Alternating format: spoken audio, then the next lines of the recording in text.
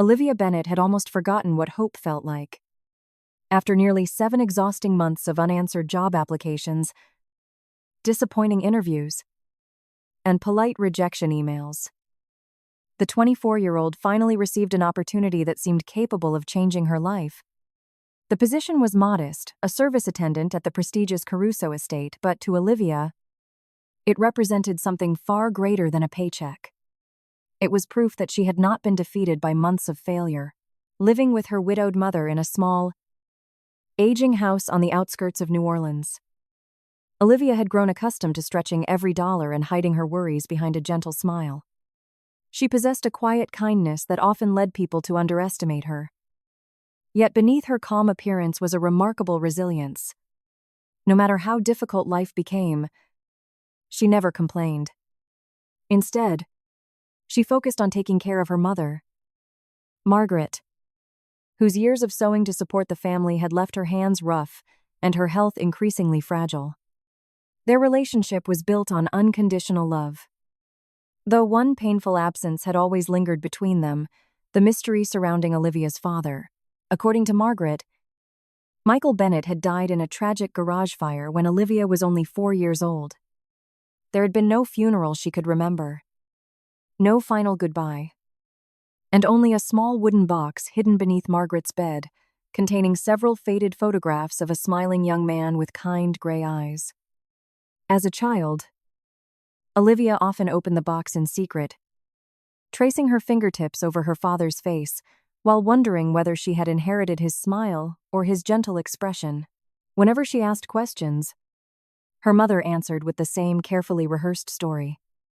Michael had been an ordinary mechanic who loved his family more than anything, and fate had stolen him far too soon.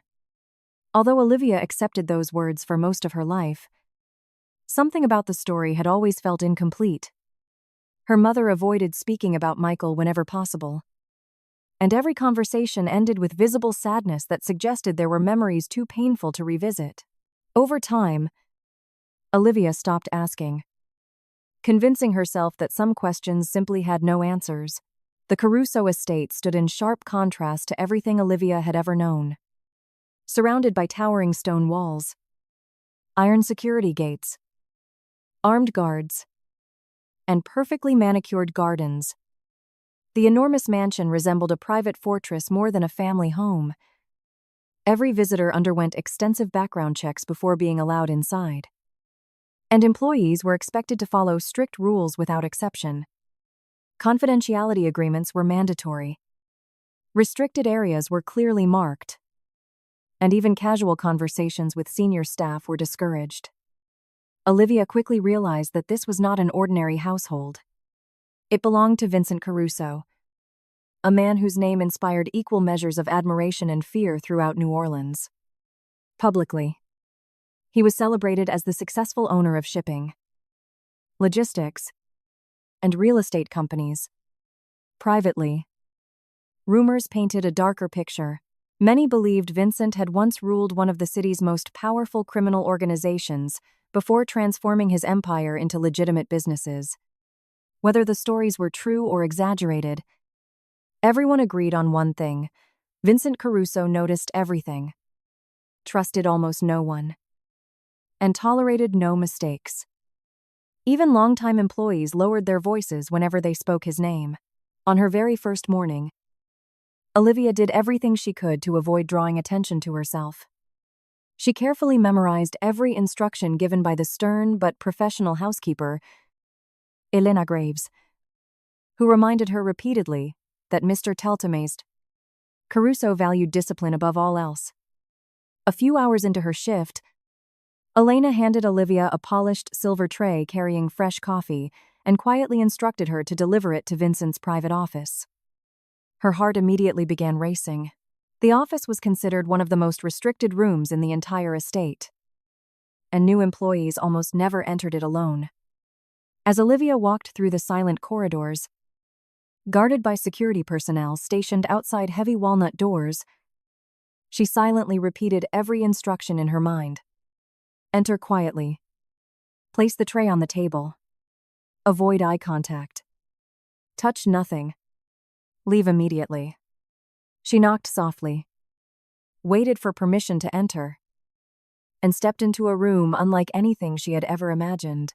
Floor-to-ceiling windows overlooked rain-soaked gardens, while shelves filled with leather-bound books stretched from one wall to the other.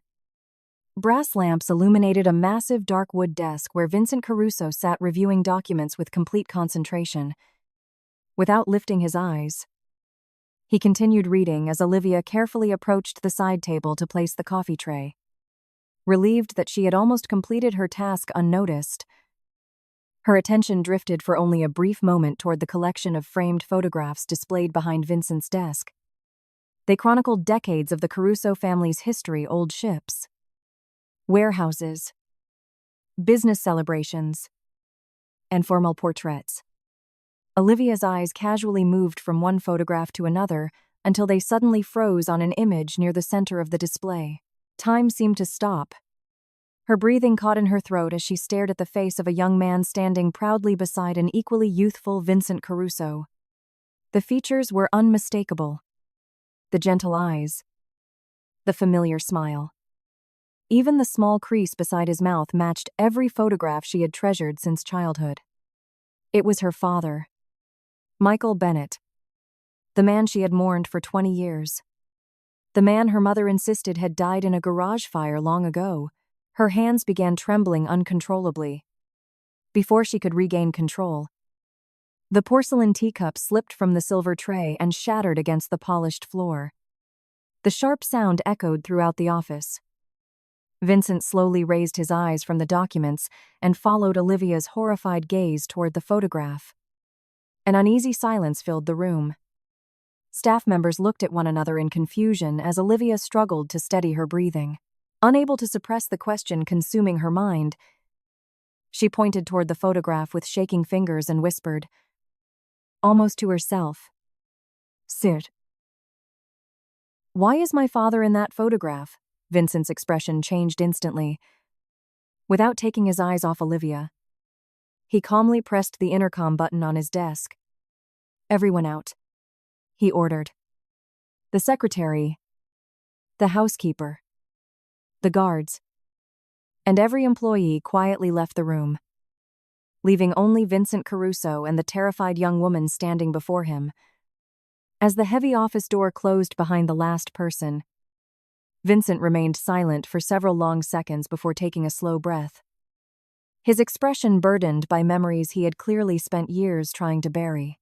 The heavy office door clicked shut, sealing Olivia and Vincent Caruso inside a silence so profound that she could hear her own heartbeat. For several long moments, neither of them spoke. Vincent remained standing beside his desk, studying the young woman with an expression unlike the cold authority he usually displayed. His sharp eyes moved slowly across her face, lingering on features that seemed to awaken memories he had spent decades trying to bury. Finally, he broke the silence with a simple question. "What is your full name?" Olivia swallowed hard before answering. "Olivia Bennett." The moment she spoke her surname, Vincent's shoulders stiffened almost imperceptibly. "And your father?" he asked quietly. "Michael Bennett," she replied without hesitation. A deep sigh escaped Vincent, as though he had been carrying an invisible burden for many years. He walked toward one section of the wall covered in polished walnut panels and pressed his thumb against a concealed biometric scanner. A hidden steel compartment slid open with a soft mechanical sound, revealing a large safe built directly into the stone. From inside, Vincent carefully removed a thick leather file covered with years of dust. Its edges were worn, suggesting it had been opened countless times despite its hidden location. He laid it gently on the desk between them. Across the front cover, one name was printed in faded black letters: Michael Bennett. Olivia felt her knees weaken. Every instinct told her she should walk away, yet curiosity rooted her to the floor. Vincent slowly opened the file, revealing dozens of photographs, handwritten notes, official contracts, shipping maps, engineering sketches, and letters that stretched back more than 20 years. These were not the belongings of an ordinary auto mechanic. They belonged to a man whose influence reached far beyond anything Olivia had ever imagined. Vincent rested both hands on the desk before finally telling the story that had remained buried for 2 decades. "Your father was never just a mechanic," he said calmly. "That was only the life he chose your mother to believe after work.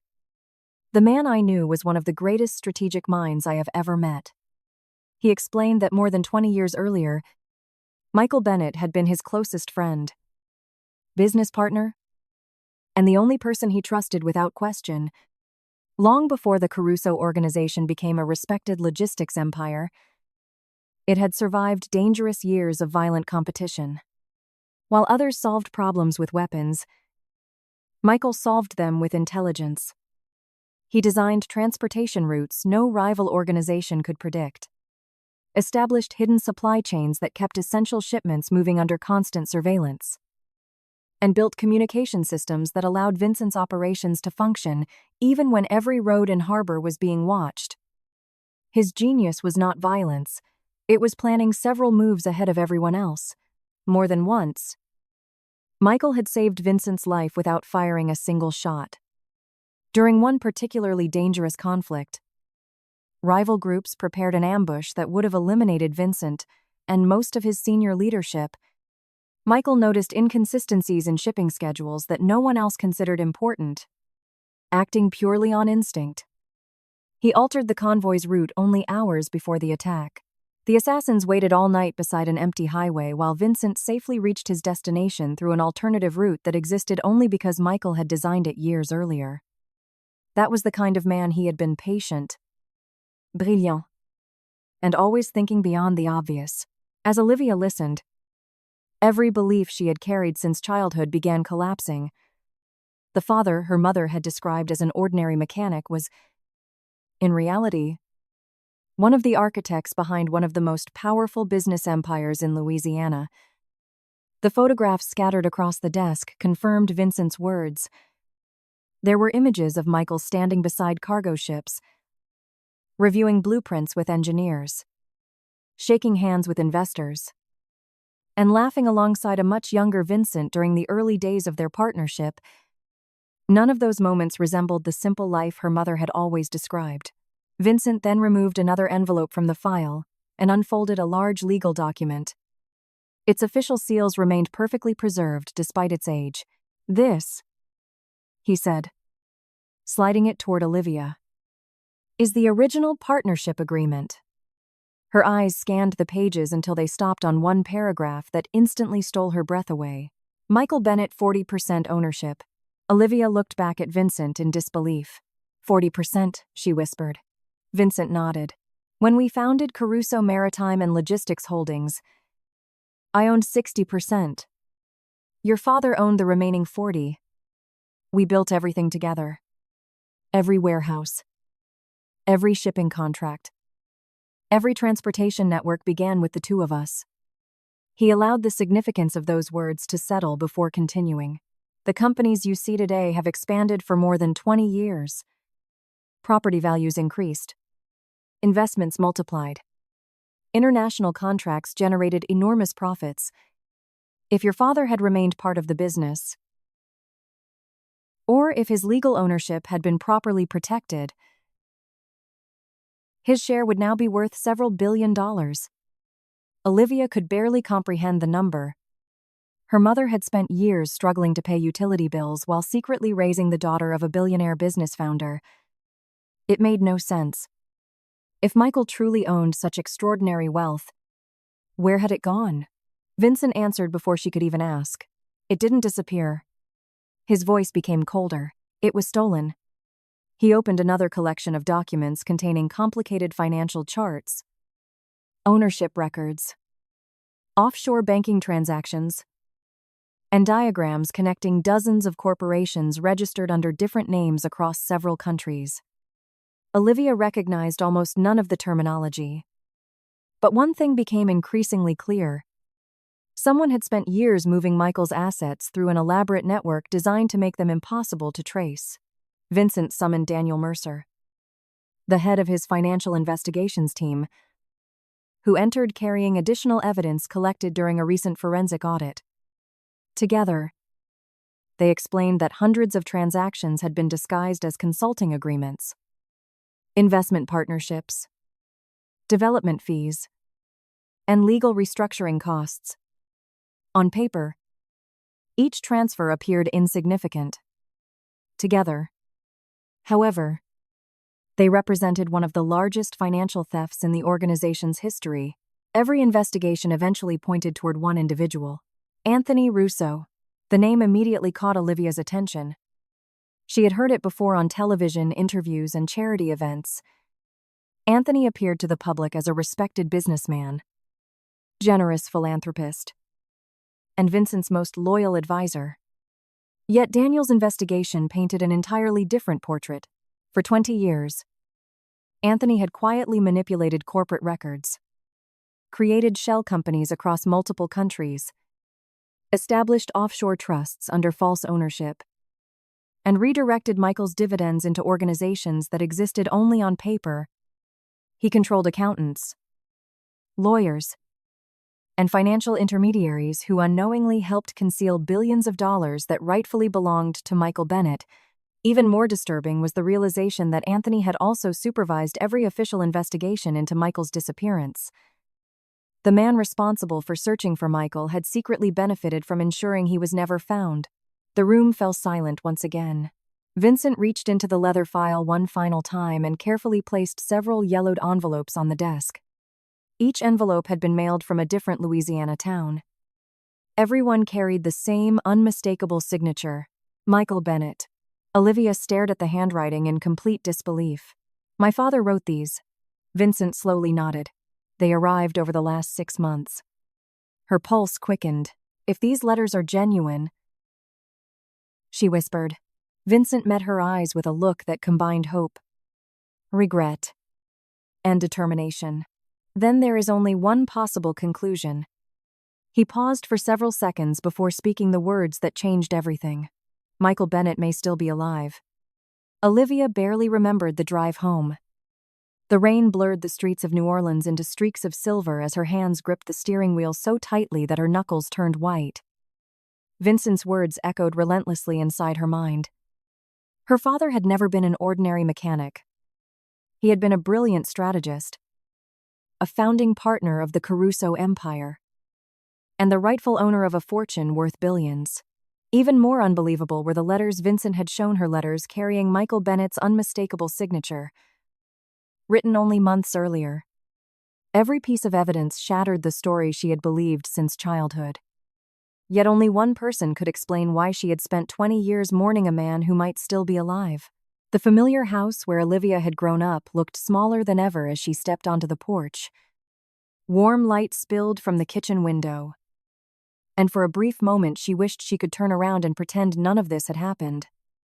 Instead, she took a deep breath, picked up the envelope Vincent had given her, and quietly walked inside. Margaret Bennett was preparing tea, just as she had done countless evenings before. She smiled gently when she heard the door open, but the expression disappeared. The instant she saw her daughter's pale face, "Olivia." "What's wrong?" she asked softly. Without answering, Olivia placed 2 photographs on the kitchen table. The first showed a young Michael Bennett standing proudly beside Vincent Caruso in front of a cargo ship. The second was a recent surveillance image of an elderly man mailing a letter at a small post office somewhere in Louisiana. Margaret's eyes fell upon the first photograph, and all the color drained from her face. Her fingers instinctively rose to her right temple, pressing against it exactly as the man in the surveillance video had done. Olivia had not noticed the habit before, but after watching the footage several times inside Vincent's office, she recognized it instantly. Slowly, she took out her phone and played the short security video Daniel Mercer had provided. The elderly man waited patiently at the post office counter before unconsciously touching 2 fingers to his temple while thinking. Margaret stared at the screen without blinking. The teacup slipped from her trembling hands and shattered against the kitchen floor. But neither woman reacted. Tears welled in Margaret's eyes as she sank into the nearest chair, her breathing becoming uneven. "Mom?" Olivia whispered, struggling to keep her own voice steady. "Tell me the truth." Margaret covered her mouth with both hands, desperately trying to suppress the sob rising inside her chest. For years she had carried herself as a quiet woman who simply missed her late husband. But now Olivia saw something entirely different. It was not grief that had shaped her mother's life. It was fear. Every locked door, every curtain drawn before sunset, every nervous glance through the window whenever an unfamiliar car slowed outside the house suddenly made sense. "I can't," Margaret murmured through tears. "You have to," Olivia replied, kneeling beside her. "Please." "I deserve to know." Silence filled the room. The ticking clock on the kitchen wall seemed impossibly loud as Margaret stared at Michael's photograph with eyes clouded by guilt. Finally, after 20 years of hiding behind the same carefully rehearsed lie, she whispered the words Olivia never expected to hear. "Your father never died." The confession struck Olivia harder than any explanation could have. She felt as though the floor beneath her had disappeared. Margaret reached trembling fingers toward the faded photograph and began recounting the night that destroyed their family. 20 years earlier, Michael had returned home later than usual. He looked exhausted, distracted, and deeply troubled. According to Margaret, he had uncovered evidence that someone inside the Caruso organization had been secretly stealing company assets through fraudulent corporations and forged ownership records. Michael intended to reveal everything to Vincent the following morning, believing his closest friend would stop the corruption before it spread any further. But someone else discovered what Michael knew first, that very night. 3 black luxury cars pulled into their driveway. Anthony Russo entered the house accompanied by armed men. Unlike the violent criminals portrayed in movies, Anthony remained calm throughout the entire conversation. He never shouted or threatened recklessly. Instead, he sat at their kitchen table as though discussing ordinary business and explained that Michael had uncovered information that could destroy years of carefully constructed plans. Michael refused to remain silent. He insisted Vincent would never allow such betrayal to continue. Anthony simply smiled. Then he looked toward Olivia's bedroom. The unspoken threat was more terrifying than any weapon.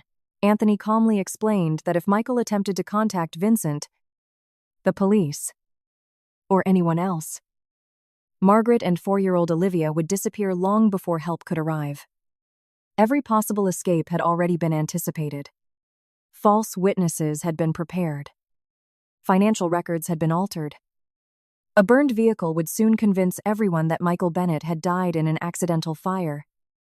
Even if Vincent investigated, he would be searching for a dead man while the real Michael vanished forever. Faced with an impossible choice, Michael made the only decision he believed could save his family. He agreed to leave. Margaret's voice broke as she described their final moments together. Before sunrise, Michael quietly entered Olivia's bedroom while she slept peacefully, unaware that it would be the last time she would ever see her father as a child. He gently brushed a strand of hair away from her face, kissed her forehead, and whispered words Margaret could never hear. Then he returned to the kitchen, removed his wedding ring, and placed it into Margaret's shaking hand. "No matter what happens," he told her, "protect our daughter." Those were the last words she ever heard from her husband. 3 days later, Anthony returned alone carrying official reports describing a fatal garage fire. He instructed Margaret to tell everyone the same story, that Michael Bennett had died in the accident. If she ever revealed the truth or attempted to search for him, both she and Olivia would suffer the consequences.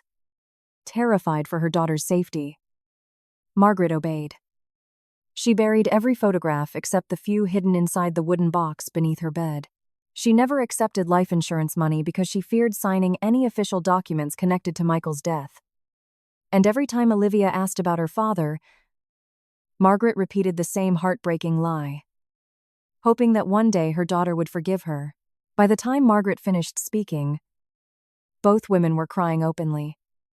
Olivia finally understood that her mother had not lied out of selfishness or cruelty. She had sacrificed the truth to keep her daughter alive. The burden of that secret had imprisoned her for 20 long years. Later that night, Olivia used the secure phone number Vincent had given her and repeated every detail Margaret had confessed. Vincent listened without interrupting. When the call ended, he immediately instructed Daniel Mercer to reopen every financial record connected to Michael Bennett's disappearance. Teams of investigators began tracing shell corporations, offshore accounts, property transfers, and forged legal documents that stretched back more than 2 decades. One suspicious transaction led to another until multiple financial trails converged around an isolated property hidden deep within the Louisiana wetlands. Satellite imagery revealed a weathered cabin surrounded by dense marshland, protected by rotating security teams, whose identities all traced back to Anthony Russo's private network. Vincent studied the photographs in silence before closing the investigation file. Every piece of evidence now pointed toward the same conclusion. If Michael Bennett had truly survived all these years, there was only one place left to search, and every passing hour could mean the difference between bringing his oldest friend home alive or losing him forever.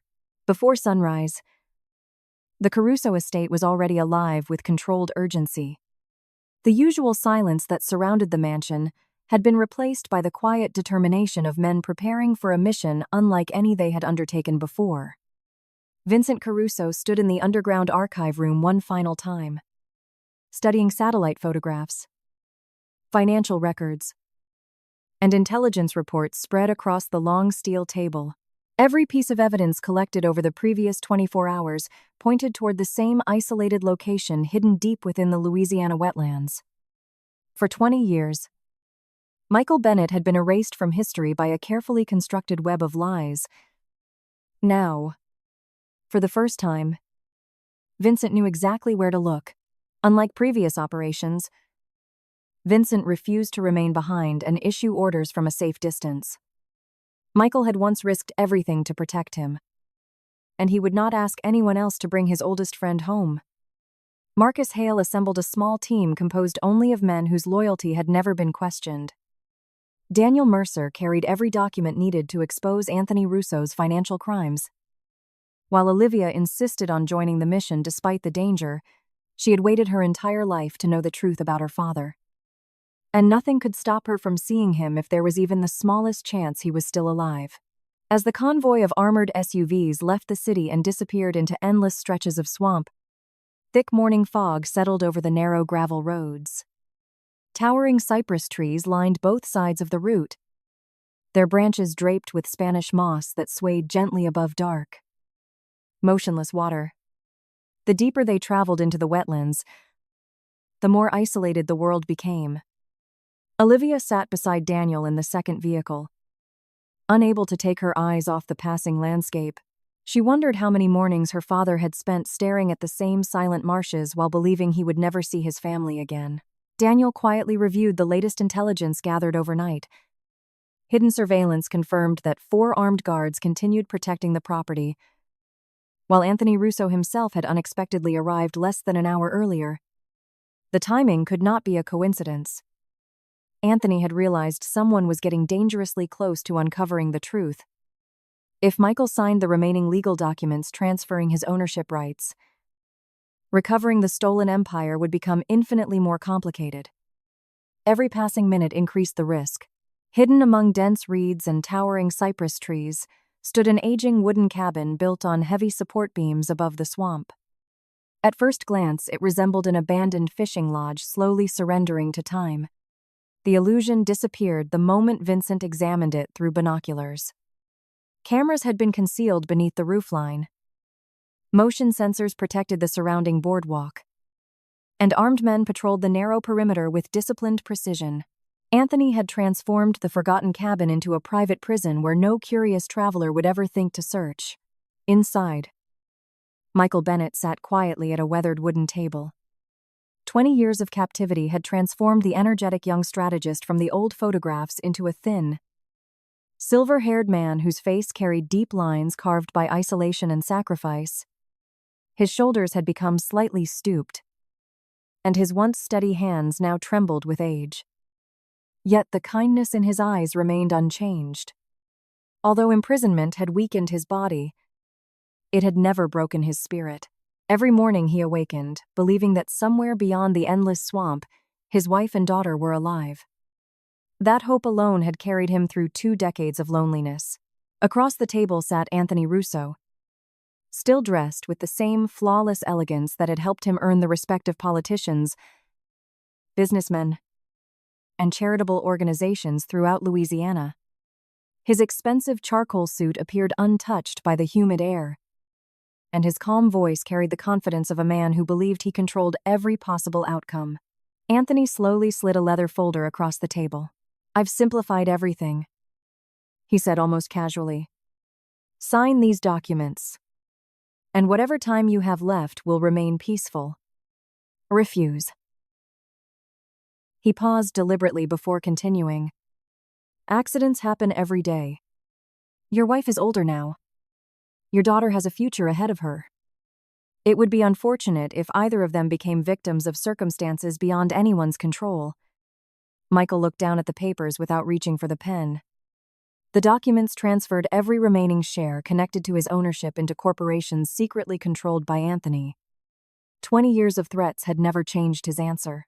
"My family has already lost enough because of you," Michael said quietly. Anthony's polite smile faded. "You've always been sentimental." "Michael." Outside the cabin, Marcus silently signaled his men into position. Without firing a single shot, the guards stationed around the property were quietly disarmed one after another before they even realized anyone had entered the swamp.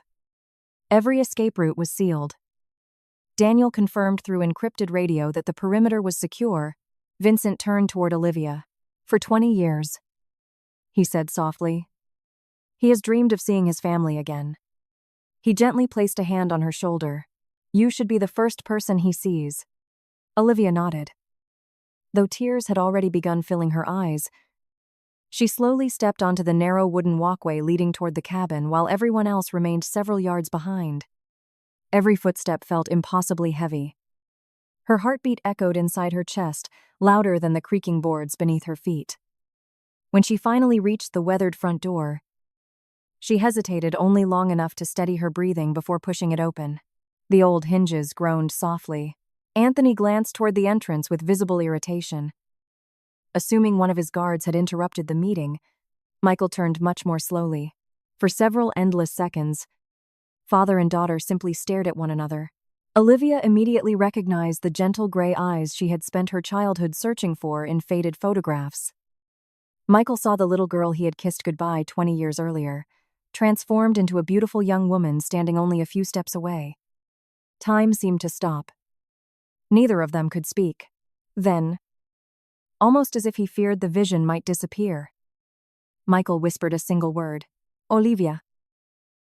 Hearing her name spoken in her father's voice for the first time since childhood shattered every wall she had built around her heart. Tears streamed down her face as she crossed the room without thinking.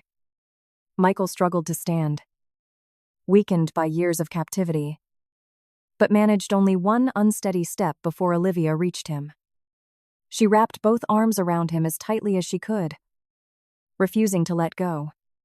Michael buried his face against her shoulder, overwhelmed by emotions he had believed he would never experience again. 20 years of unanswered questions, birthdays spent apart, and silent prayers dissolved into one unforgettable embrace.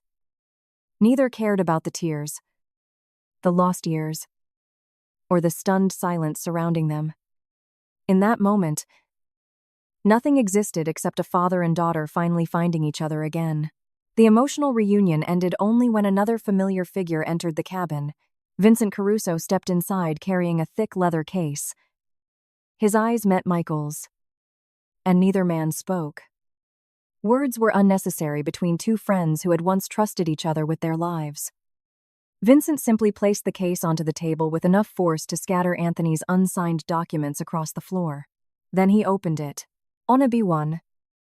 Financial ledgers documenting 20 years of stolen profits covered the table. Corporate ownership records linked shell companies to Anthony's private accounts.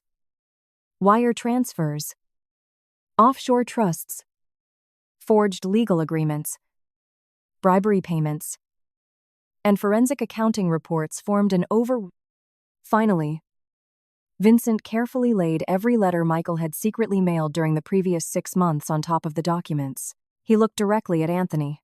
"Your deception ends today." For the first time in 2 decades, Anthony Russo lost his composure. Although he quickly reached for his phone and attempted to contact his attorneys, the confidence that had protected him for so many years had already begun to crumble. Before anyone could speak again, the sound of helicopter blades thundered across the swamp. Moments later, dozens of tactical vehicles surrounded the property from every direction. Armed federal agents advanced through the marsh with practiced precision before entering the cabin under the leadership of Special Agent Rebecca Collins. Holding a federal arrest warrant, she calmly began reading the charges.